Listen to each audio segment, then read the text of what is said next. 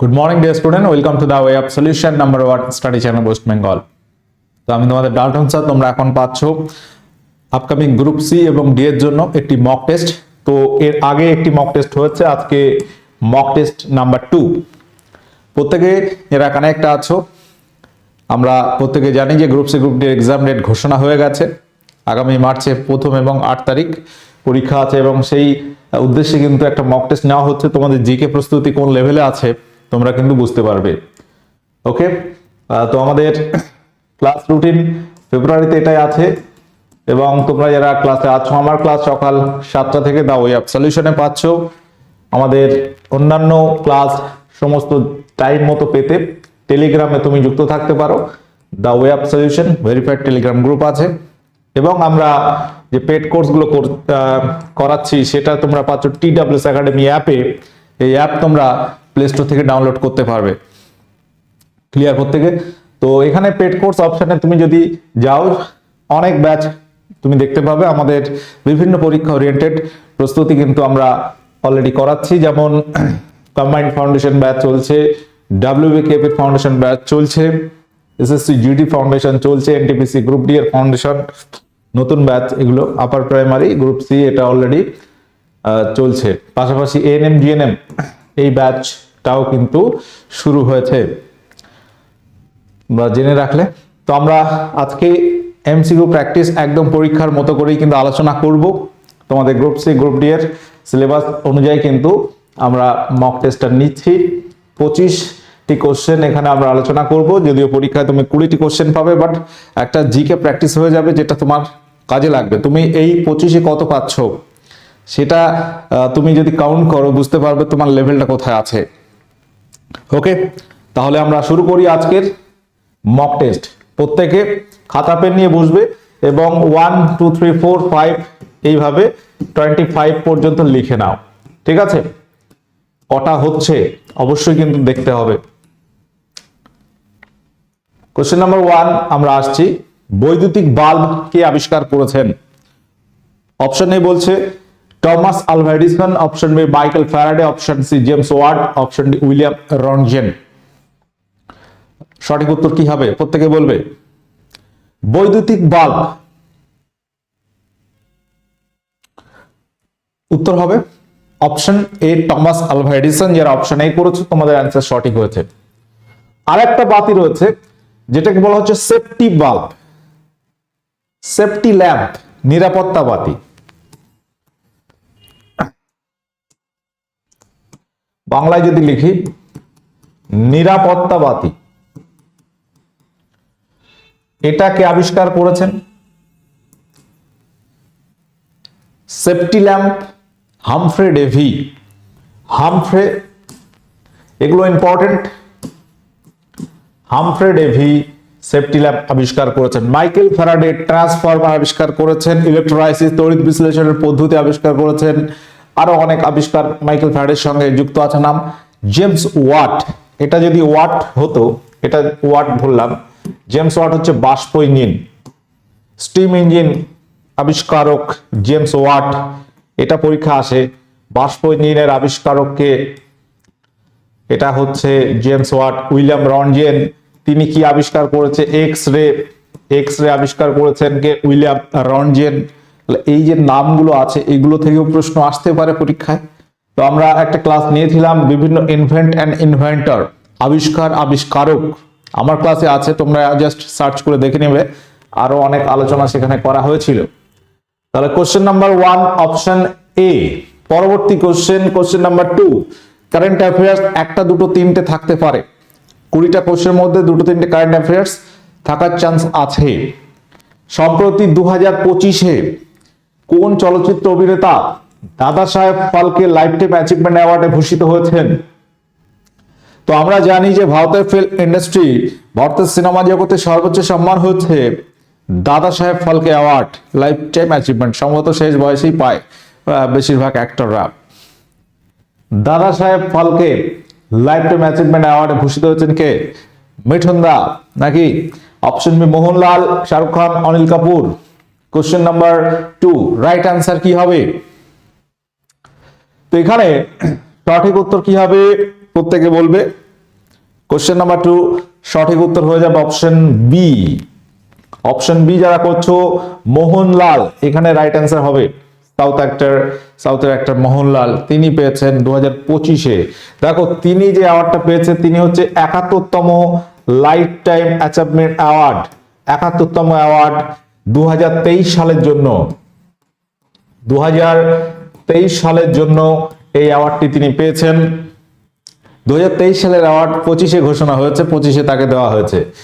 এটা দেওয়া হয়েছে 25 সালে, 2025-এ দেওয়া হয়েছে,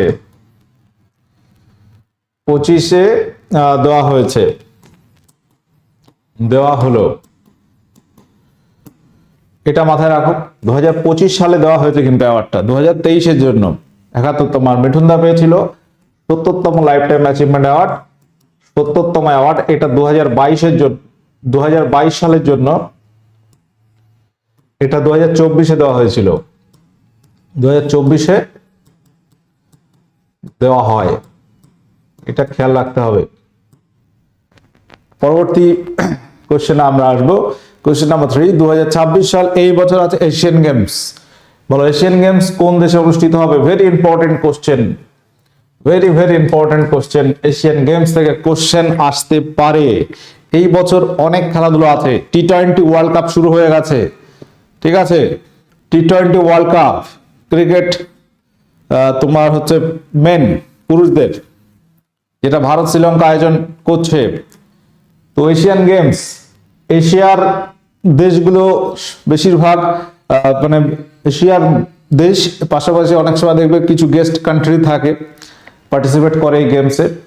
অলিম্পিকের মতোই বিভিন্ন খেলাধুলো এখানে হয়। এশিয়ান গেমস 2026-এর আয়োজক দেশ কোনটি? জাপানের নাগোয়া শহর, নাগোয়া সিটি, নামটা মনে রাখবে।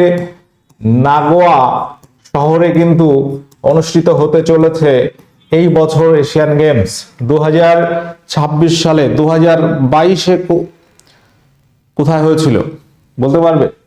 এশিয়ান গেমসটাও কিন্তু 4 বছর পর পর হয় সাধারণত। 2022টা 23 সালে হয়েছিল করোনার কারণে চীনের হ্যানঝৌ শহরে, চীনের হ্যানঝৌ শহরে অনুষ্ঠিত হয়েছিল। 2023-এ কিন্তু ভারত এশিয়ান গেমসে ভালো পারফরমেন্স করে 107টি মেডেল পেয়েছিল। ওকে, তো নাগোয়া শহর জাপান, এটা আমরা একটা খেলাধুলো নিয়ে ক্লাস করেছিলাম, ওই ক্লাসে ডিটেইলস আছে সবকিছু।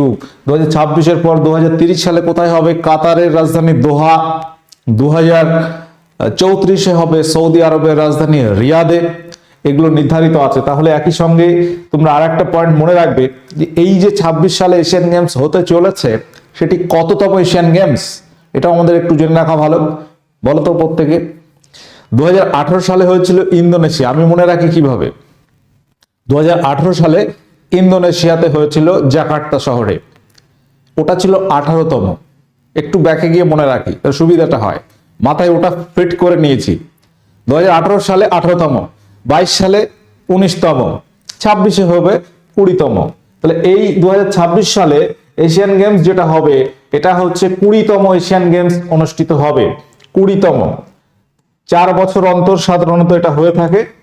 এবং ফার্স্ট এশিয়ান গেমস হয়েছিল আমাদের নিউ দিল্লিতে, একদম ফার্স্ট এশিয়ান গেমস।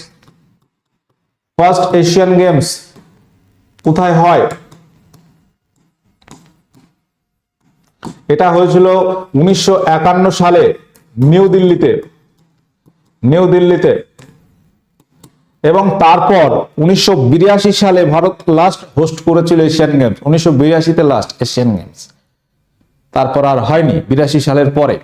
ওকে, এই পয়েন্টটাও একটু খেয়াল করলে, আমি অনেক কথা বলেছি এখানে, একটু ধরে নিতে হবে, কথাগুলো ধরে নিতে হবে, ক্যাপচার করে নিতে হবে, সবার লিখলাম না। পরবর্তী পয়েন্টে আসছি। কোশ্চেন নাম্বার 4, ভারতীয় সংবিধানে রাষ্ট্রপতি নির্বাচনের পদ্ধতি কোন দেশের সংবিধান থেকে নেওয়া হয়েছে? প্রত্যেকে অ্যান্সার করবে। সঠিক উত্তর কি হবে? ভারতের সংবিধানে রাষ্ট্রপতি নির্বাচন কিভাবে হবে? রাষ্ট্রপতি নির্বাচন আমরা কি ডিরেক্ট ভোট দিই? সাধারণ জনগণ কি ডিরেক্ট ভোট দেয়? উত্তর হচ্ছে না, আমরা ডিরেক্টলি ভোট দিই না, বাট ইনডাইরেক্টলি দিই। কিরকম? আমরা এমএলএ এমপিদের নির্বাচিত করছি, এমএলএ এবং এমপি। এমএলএ হচ্ছে রাজ্যের আইনসভার সদস্য, বিধানসভা সাধারণত, পাশাপাশি এমপি মেম্বার অফ পার্লামেন্ট, যারা রাজ্যসভা এবং লোকসভা দুটো কক্ষ। ঠিক আছে, তো লোকসভার সদস্য আমরা ডিরেক্ট ভোট দিয়ে নিয়োগ করছি, এবং লোকসভা, রাজ্যসভা অর্থাৎ কেন্দ্রের যে আইনসভা আছে, পার্লামেন্টের সদস্য কারা, রাজ্যসভা, লোকসভা, আর রাজ্যের যে বিধানসভা, এই তিনটে বডি তারা কিন্তু ভোট দেবে রাষ্ট্রপতি নির্বাচনে। এটা আমরা মাথায় রাখবো। রাষ্ট্রপতির ধারণাটা আমরা নিয়েছি ইংল্যান্ড থেকে। ভারতের রাষ্ট্রপতির কনসেপ্টটা কিভাবে এসছে? রাষ্ট্রপতির ধারণা নেওয়া হয়েছে ইংল্যান্ড থেকে বা ব্রিটেন থেকে, যে রাষ্ট্রপতি পদের ধারণাটা। কিন্তু রাষ্ট্রপতির নির্বাচন, সেটার কনসেপ্ট আমরা নিচ্ছি আয়ারল্যান্ড থেকে। অপশন বি এখানে রাইট অ্যান্সার হবে। এবং রাষ্ট্রপতি অপসারণের ধারণা কিভাবে নিচ্ছি, ইমপিচমেন্ট, সেটা আবার নিচ্ছি আমেরিকা থেকে। তাহলে কোশ্চেনগুলো লেভেলটা বুঝতে পারছো? রাষ্ট্রপতি পদের কনসেপ্টটা আমরা নিয়েছি কোথা থেকে? ইংল্যান্ড বা ব্রিটেন থেকে নিয়েছি। রাষ্ট্রপতি নির্বাচন কিভাবে হবে? রাষ্ট্রপতি নির্বাচনে কিন্তু এখানে ভোটিং এর একটা রেশিও থাকে, সবার ভোটের পাওয়ার সমান হয় না, ওখানে একটা ক্যালকুলেশন আছে, সেই দিকে আমি আর যাচ্ছি না। রাষ্ট্রপতি নির্বাচন পদ্ধতি আয়ারল্যান্ড, রাষ্ট্রপতি ইমপিচমেন্ট আর্টিকেল 61, সেই পদ্ধতি আমেরিকা থেকে নেওয়া হয়েছে। তাহলে ইনফরমেশন গুলো একটু খেয়াল করলে। কোশ্চেন নম্বর 5 আসছি। প্রেরি অঞ্চল, প্রেরি একটি তৃণভূমি অঞ্চল। এটা তোমাকে বলতে হবে সাধারণত কোন মহাদেশে এটা আমরা দেখতে পাই। উত্তর আমেরিকা, অস্ট্রেলিয়া, আফ্রিকা, দক্ষিণ আমেরিকা। অস্ট্রেলিয়া মানে ওশিয়ানিয়া বলতে পারো তুমি, ওশিয়ানিয়া মহাদেশ, তার মধ্যে সব থেকে বড় কান্ট্রি অস্ট্রেলিয়া, যার ফলে অনেক সময় দেখবো অস্ট্রেলিয়া নামেই চালিয়ে দিই আমরা। প্রেরি এটা একটা তৃণভূমি অঞ্চল। তো এই তৃণভূমি আমরা দেখতে পাই উত্তর আমেরিকা মহাদেশে। এইগুলো কিন্তু খুব ইম্পর্টেন্ট কোশ্চেন। ঠিক আছে, কোশ্চেন লেভেল কিন্তু স্ট্যান্ডার্ড লেভেল আমি ফিট করে রেখেছি এখানে, যে কোনো পরীক্ষায় অ্যাপ্লিকেবল, এবং এই যে আপকামিং গ্রুপ সি বা ডির জন্য অ্যাপ্লিকেবল। এখানে তুমি যদি শতকরা 80 নাম্বার পাও, পরীক্ষায় দেখবে তুমি 80 পাচ্ছ। ক্লিয়ার? হতে পারে এই কোশ্চেন থেকে দুটো কমন আসলো বা কমন নাও আসুক, কিন্তু লেভেলটা যে সেট করা আছে, এই লেভেলে তুমি অ্যান্সার যদি করতে পারো, তুমি বুঝবে তোমার জিকে যতটা পাচ্ছ, পরপর 2-3টে ক্লাস দেখবে, একটা গড় করবে। 4টে ক্লাস দেখলে 4 25 100, এটা অ্যাভারেজ করবে। তুমি যদি অ্যাভারেজ করে 70 পাও, 80 পাও, তো তুমি বুঝবে তোমার লেভেল ওখানে দাঁড়িয়ে আছে। কতটা বেটার করতে হবে তুমি বুঝতে পারবে। এখানে আর একটা ইনফরমেশন যেগুলো আছে, পরীক্ষা আসে পম্পাস তৃণভূমি। এই পম্পাস তৃণভূমি এটা আমরা দেখতে পাই দক্ষিণ আমেরিকা মহাদেশে। পম্পাস সাভানা তৃণভূমি অঞ্চল, এটা কোন মহাদেশে দেখা যায়? আফ্রিকা মহাদেশে। ডাউনস টেম্পারেট, এই তৃণভূমি অঞ্চল দেখা যায় অস্ট্রেলিয়াতে। তাহলে এখানে ইনফরমেশন গুলো দেওয়া আছে, তোমরা লিখে নেবে যে সাভানা তৃণভূমি অনেক সময় পরীক্ষা আসে কোন মহাদেশে দেখা যায়? আফ্রিকা মহাদেশে। পম্পাসটা দেখা যায় সাউথ আমেরিকাতে, ডাউনস টেম্পারেট অস্ট্রেলিয়াতে। কোশ্চেন নাম্বার 6, গণপরিষদের স্টিয়ারিং কমিটির চেয়ারম্যান কে ছিলেন? দুর্দান্ত একটা প্রশ্ন এবং খুব ইম্পর্টেন্ট। সংবিধান থেকে কিন্তু প্রশ্ন দুটো থাকবে, ভারতের সংবিধান রিলেটেড কোশ্চেন দুটো থাকবে আশা করা যায়। তো সেই সংবিধানের একটা প্রশ্ন, doctor B R. Ambedkar option A, option B তে বলছে doctor Rajendra Prasad, option C Pandit Jawaharlal Nehru, option D J B. Kripalani. সঠিক উত্তর আমরা এখানে কি করব?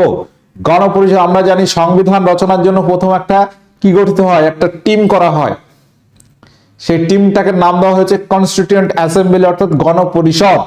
এই গণপরিষদ কি করেছিল? ভারতের সংবিধান রচনা করেছে, অর্থাৎ সংবিধান রচনার জন্য একটা টিম করা হয়।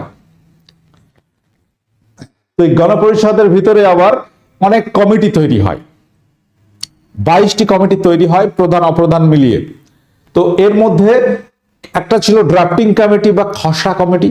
সেই খসড়া কমিটি লেখালেখির কাজ করেছে, যার চেয়ারম্যান ছিল doctor B R. Ambedkar.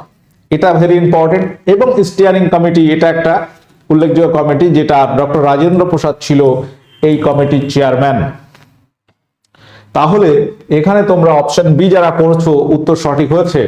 Doctor B আর আম্বেদকর যারা করেছো তোমরা ভুল করবে এই অপশনে। এটা হচ্ছে তিনি হচ্ছে ড্রাফটিং কমিটি বা খসড়া কমিটির চেয়ারম্যান ছিল তিনি, খসড়া কমিটির চেয়ারম্যান। ওকে, মনে রাখো পন্ডিত জওহরলাল নেহরু, জেবি কৃপালিনী তারা অনেক কমিটির সঙ্গে যুক্ত ছিল, তো সেগুলো আমি আর ডিসকাসে যাচ্ছি না। কোশ্চেন নাম্বার 7, কৌটিল্যের অর্থশাস্ত্র, ইতিহাস থেকে প্রশ্ন।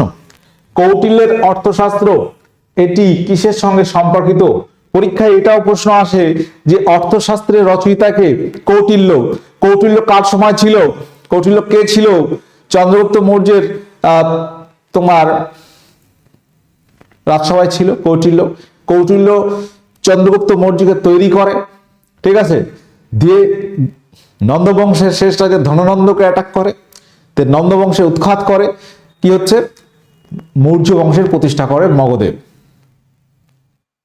তো চন্দ্রগুপ্ত মৌর্য তিনি কে ছিল? মৌর্য বংশের প্রতিষ্ঠাতা। কৌটিল্য তার সবাই ছিল, তার শুভাকাঙ্ক্ষী বলতে পারো বা তার পরামর্শদাতা। এই কৌটিল্য লেখা অর্থশাস্ত্র এটা কি বিষয়ে বলা হয়েছিল? সেনা সংক্রান্ত বিষয়, আর্থিক সিদ্ধান্ত, রাজনৈতিক শাসন নাকি সামাজিক প্রেক্ষাপট? অর্থশাস্ত্র দেখে অনেক সময় আর্থিক ব্যাপার মনে হতে পারে, বাট এটা কিন্তু হবে না। এটা ছিল সম্পূর্ণ রাজনৈতিক একটা পুস্তক, রাজনৈতিক শাসন সংক্রান্ত। অপশন সি যারা করছো তোমাদের অ্যান্সার সঠিক হয়েছে। কোশ্চেনটা কিন্তু খুব আসে পরীক্ষায়। পরবর্তী কোশ্চেন আসছি, কোশ্চেন নাম্বার 8, গুজরাটের প্রধান বন্দরটির নাম কি? গুজরাটের প্রচুর বন্দর রয়েছে। ভারতের মানচিত্র তুমি যদি দেখো, আমরা এই গুজরাট থেকে এইভাবে দেখানো স্টার্ট করতে পারি। এই গুজরাট, এখানে তীরে কি আছে? আরব সাগর রয়েছে, খাম্বাত উপসাগর রয়েছে, তো যার ফলে এখানে প্রচুর বন্দর আছে, প্রচুর পোর্ট রয়েছে। ভারতের গুজরাট পশ্চিমতম রাজ্য, অবস্থানগত দিক থেকে ভারত পরিচিতি নিয়ে আমি ক্লাস করেছি, তোমরা দেখবে। পশ্চিমতম রাজ্য হচ্ছে গুজরাট। গুজরাট এখানে প্রচুর বন্দর রয়েছে, দীনদয়াল বন্দর, পোর বন্দর, ওখা, সুরাট। কোনটি সব থেকে ইম্পর্টেন্ট? এর মধ্যে প্রধান কোনটি গুজরাটের? Most important port of Gujarat Kandla port. এই দীনদয়াল উপাধ্যায় বন্দর নাম হয়েছে, এটাই কিন্তু কান্ডালা পোর্ট। কান্ডালা পোর্ট এটাই কিন্তু দীনদয়াল উপাধ্যায় পোর্ট, এটাই প্রধান বন্দর। অপশন এ যারা করছো তোমাদের অ্যান্সার সঠিক হয়েছে। দেখো কোশ্চেনটা তোমাদের কান্ডালা দিলে অনেকে কান্ডালা হিট করতে, বাট কান্ডালার বর্তমান নাম হচ্ছে দীনদয়াল উপাধ্যায় পোর্ট। এটাও তোমরা একটা কোশ্চেনের মধ্যে জেনে গেলে, ঠিক আছে।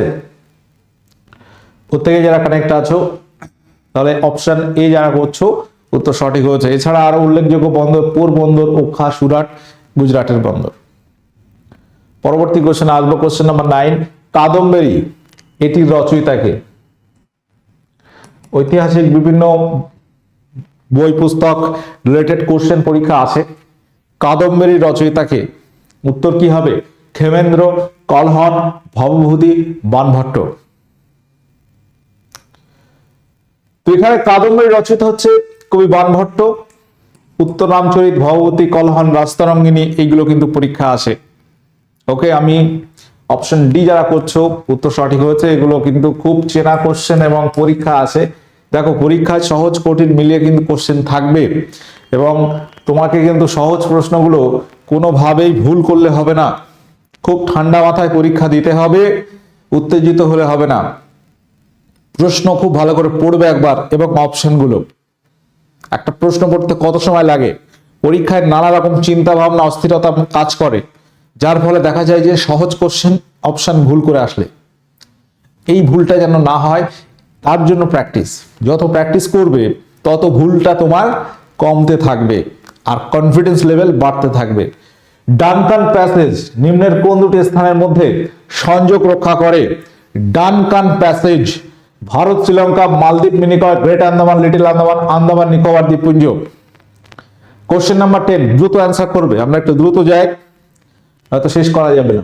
ডানকান প্যাসেজ কোন দুটি স্থানের মধ্যে সংযোগ রক্ষা করে? Option A, B, C, D. Option C, great Andaman এবং লিটল আন্দামান এই দুটো দ্বীপের অসংখ্য দ্বীপ নিয়ে আন্দামান নিকোবর দ্বীপপুঞ্জ বলা হয়, তৈরি হয়েছে। তো এখানে গ্রেট আন্দামান, লিটল আন্দামান এই দুটো দ্বীপের মাঝখানে যে প্যাসেজটা আছে তার নাম ডানকান প্যাসেজ। আন্দামান নিকোবর দ্বীপপুঞ্জের মধ্যে আমরা জেনারেলি যেটা ধরি 10 ডিগ্রি চ্যানেল। প্রশ্ন আসে যে 10 ডিগ্রি চ্যানেল কার মধ্যে আছে? আন্দামান নিকোবর দ্বীপপুঞ্জের মাঝখানে আছে 10 ডিগ্রি চ্যানেল। মালদ্বীপ মিনিকয় এর মধ্যে আছে 8 ডিগ্রি চ্যানেল। কত ডিগ্রি? 8 degree channel. ভারত শ্রীলঙ্কার মধ্যে রয়েছে পক প্রণালী। এইগুলো কিন্তু মনে রাখতে হবে, পরীক্ষায় আসে। পক প্রণালী ভারত শ্রীলঙ্কাকে পৃথক করেছে। কোশ্চেন নাম্বার 10 হলো, 10টা হলো। পরবর্তী কোশ্চেনে আসি, কোশ্চেন নাম্বার 11। বিশ্বের বৃহত্তম স্বাদু জলের হ্রদের নাম কি?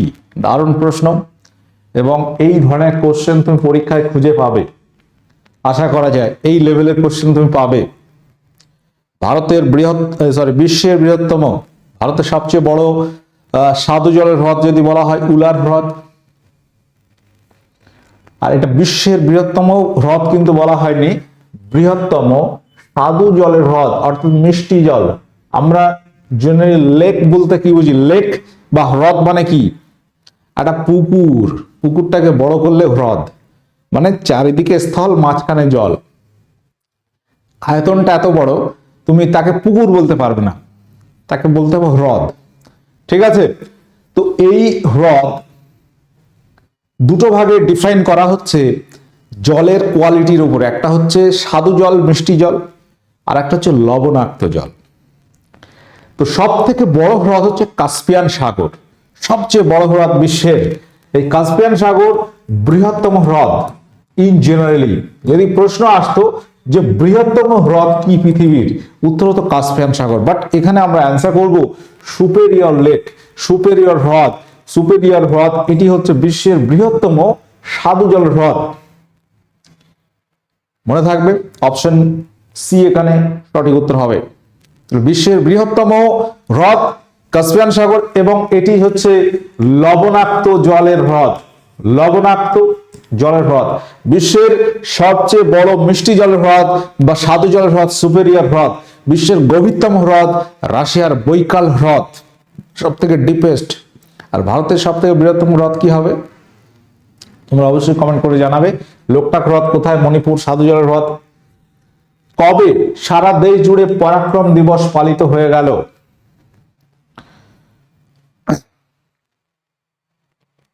জাতীয় পরাক্রম দিবস এটি কবে পালিত হয়? 26শে জানুয়ারি, 25শে জানুয়ারি, 12ই জানুয়ারি, 23শে জানুয়ারি। তো জানুয়ারি মাস রিলেটেড একটা ডে কিন্তু আসতে পারে। জানুয়ারি মাসে উল্লেখযোগ্য ডে অনেক আছে, যেমন 4 জানুয়ারি ব্রেইল ডে, 6 জানুয়ারি অরফ্যান ডে, ওয়ার অরফ্যান, যুদ্ধক্ষেত্রে অনাথদের জন্য। 12ই জানুয়ারি জাতীয় যুব দিবস, youth day, national youth day, জাতীয় যুব দিবস, যুব দিবস। পাশাপাশি আমরা মনে রাখবো যে 23শে জানুয়ারি নেতাজি জন্মজয়ন্তী, এবং এই দিন আমরা বর্তমান কি পালন করি? দেশ জুড়ে পরাক্রম দিবস পালিত হয়, জাতীয় পরাক্রম দিবস। 25শে জানুয়ারি জাতীয় ভোটার দিবস, ন্যাশনাল ভোটার ডে, জাতীয় ভোটার দিবস। 26শে জানুয়ারি রিপাবলিক ডে বা প্রজাতন্ত্র দিবস। ঠিক আছে, এটা প্রত্যেকে আমরা জানি। পরবর্তী কোশ্চেনে আসি, কোশ্চেন নাম্বার 13। নোকালিকাই জলপ্রপাত কোন রাজ্যে অবস্থিত? নোকালিকাই নামক জলপ্রপাত এটি কোন রাজ্যে অবস্থিত?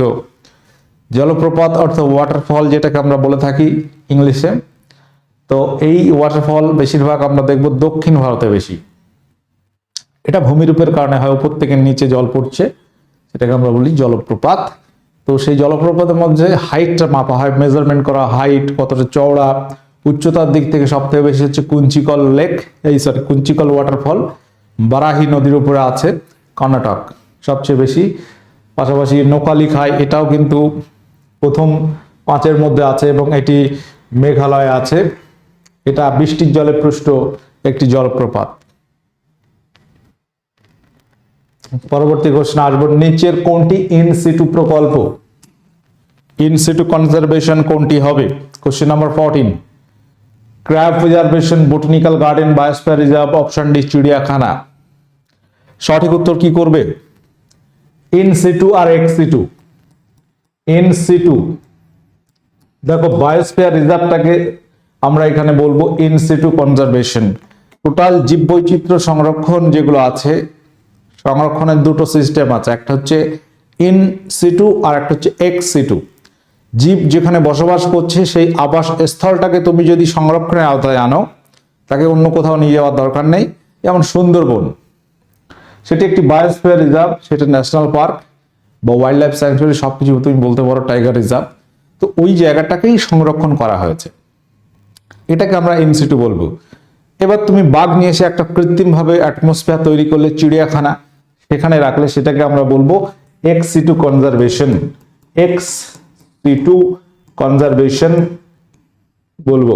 বোটানিক্যাল গার্ডেন, এটাকেও আমরা এক্স সিটু বলবো। ক্রায়ো প্রিজার্ভেশন, অতি নিম্ন তাপমাত্রা সংরক্ষণ, সেটাকে আমরা বলবো এক্স সিটু কনজারভেশন। অর্থাৎ কৃত্রিম উপায়ে, কৃত্রিমভাবে পরিবেশ তৈরি করে যে সংরক্ষণ করা হয়, সেটাকে এক্স সিটু বলবো। যেটা ন্যাচারালি যেটা আছে সেটাকেই সংরক্ষণ করছি। যেমন জাতীয় উদ্যান, national park, wild life sanctuary, বন্যপ্রাণী অভয়ারণ্য, যেগুলো টোটাল অরণ্যটাকে সংরক্ষণ করা হয়েছে, সেটাকে আমরা ইন সিটু কনজারভেশন বলবো। কোশ্চেন নাম্বার 15-এ আসবো। ব্রিটিশ ভারতের প্রথম গভর্নর জেনারেল কে ছিলেন?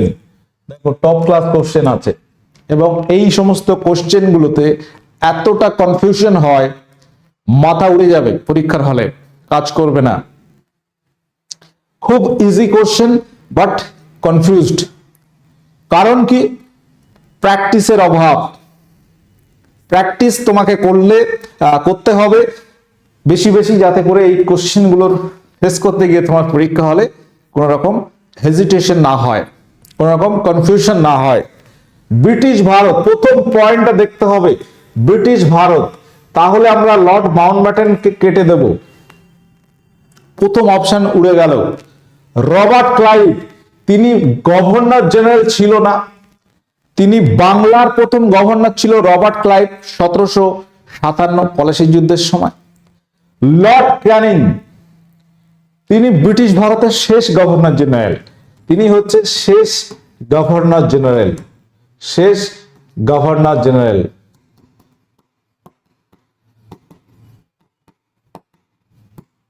ব্রিটিশ ভারতের লর্ড ক্যানিং এর পরে কি পদ আসবে?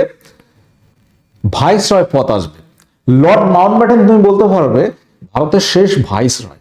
আবার স্বাধীন ভারতের প্রথম গভর্নর জেনারেল, লর্ড মাউন্টব্যাটেন স্বাধীন ভারতের প্রথম গভর্নর জেনারেল। তাহলে 1857 পর্যন্ত, তোমার পলাশী যুদ্ধ 57 থেকে 1857-58 সিপাহী বিদ্রোহের ওই সময়, মহারানী ঘোষণাপত্র আগে পর্যন্ত ইস্ট ইন্ডিয়া কোম্পানি শাসন, সেখানে কিন্তু তোমার ভাইসরয় পদটা আসছে না। যখনই 1858 সালে মহারানীর ঘোষণাপত্র আসলো, কোম্পানি শাসন অবসান, ব্রিটিশ সরকার শাসন করতে লাগলো, এবং সেখানে গভর্নর জেনারেল পদটা বন্ধ, ভাইসরয় সরকারের প্রতিনিধি পদটা শুরু হলো, এবং প্রথম ভাইসরয় লর্ড ক্যানিং, তিনি ভারতের শেষ governor general. Lord William Bentinck 1833 সালে, আমরা মনে রাখবো যে চার্টার অ্যাক্ট 3, তৃতীয় সনদ আইনের দ্বারা, সেই সময় কি ছিল পদটা দেখো, প্রথম বাংলার গভর্নর কে? Robert Clive. বাংলার গভর্নর থেকে পদটা হলো বাংলার গভর্নর জেনারেল, সেটা ওয়ারেন হেস্টিংস। বাংলার গভর্নর জেনারেল। তারপর ভারতের বিভিন্ন রাজ্য অধিগ্রহণ শুরু করতে করতে ভারতের একটা অনেক জায়গা যখন ইংরেজদের দখলে চলে আসলো, তখন আর বাংলা কথাটা উড়িয়ে দিচ্ছে তারা। তখন করলো 1833-এর চার্টার আইনে ভারতের গভর্নর জেনারেল পদটা শুরু হলো। লর্ড উইলিয়াম বেন্টিং, তিনি ব্রিটিশ ভারতের প্রথম গভর্নর জেনারেল। দেখো অনেক কথা বললাম, ঠান্ডা মাথায় ভাববে। কোশ্চেন নাম্বার 16, কোন গ্রিক দূত চন্দ্রগুপ্ত মৌর্যের রাজসভায় আসেন? Question number 16। তো আমরা 20টা কোশ্চেন মনে হয় যেতে পারবো, 25টা আর পারবো না। যাই হোক, 20টার মধ্যে কত পাচ্ছ সেটাই দেখা যাক। কোন গ্রিক দূত চন্দ্রগুপ্ত মৌর্য তার রাজসভায় এসেছিলেন? পাহিয়েন, কৌটিল্য, সেলুকাস নাকি মেগাস্থেনিস? অপশন এখানে আমরা করব মেগাস্থেনিস। গ্রিক রাজা সেলুকাসের দূত হিসেবে তিনি ভারতে আসেন চন্দ্রগুপ্ত মৌর্যের সময়। মেগাস্থিনিসের লেখা বইটার নাম হচ্ছে ইন্ডিকা। এটা কিন্তু পরীক্ষা আসে। পাই এনেছিল দ্বিতীয় চন্দ্রগুপ্তের সময়। কোশ্চেন নাম্বার 17, 2025 সালে গ্লোবাল হাঙ্গার ইন্ডেক্সে ভারতের স্থান কত? 2025 সালে গ্লোবাল হাঙ্গার ইন্ডেক্স, বিশ্ব খাদ্য সংস্থা যেটা আছে, food and agricultural organisation, FAO, যার হেডকোয়ার্টার রোম, বিশ্বব্যাপী এই খাদ্য সংক্রান্ত বিষয় নিয়ে তারা গবেষণা করে। তো গ্লোবাল হাঙ্গার ইন্ডেক্স, যেখানে ক্ষুধা তালিকায় বর্তমান র্যাঙ্ক ভারতের কত? 25 সাল মানে এটা 26-এ শুরু, মানে এই র্যাঙ্কটাই আমরা ধরবো এখন। ওকে, 123টা দেশের মধ্যে ভারতের পজিশন 102, মানে শেষের দিক থেকে আমরা যদি দেখি ভারতের র্যাঙ্ক একেবারে শেষের দিকে 102-এ আছে। 123টি দেশের মধ্যে ভারতের র্যাঙ্ক কত? 102-এ আছে। এই র্যাঙ্কগুলো পরীক্ষা অনেক সময় দিয়ে দেয়। আচ্ছা, আমরা 20টা কোশ্চেন যাব। নিচের কোনটি একটি জুপ্লাঙ্কটনের উদাহরণ? কোনটি একটি জুপ্লাঙ্কটনের উদাহরণ? অলরেডি 31 মিনিট হয়ে গেছে। 25 বলা হয়েছিল, বাট আমরা কোশ্চেনের ডিসকাশন করতে করতে অনেক ইনফরমেশন দেখবে বলা হয়ে গেছে already. Zooplankton, phytoplankton. Zooplankton rotifer, diatom হচ্ছে ফাইটোপ্লাঙ্কটন। এই জুপ্লাঙ্কটন, ফাইটোপ্লাঙ্কটন, ঝিনুকটাকে আমরা বলি বেনথস। তো এই ইনফরমেশন গুলো কিন্তু আমি পরিবেশের কয়েকটা ক্লাস নিয়েছিলাম, সার্চ করে দেখলে পেয়ে যাবে। আমি আর ডিটেলসে যাচ্ছি না।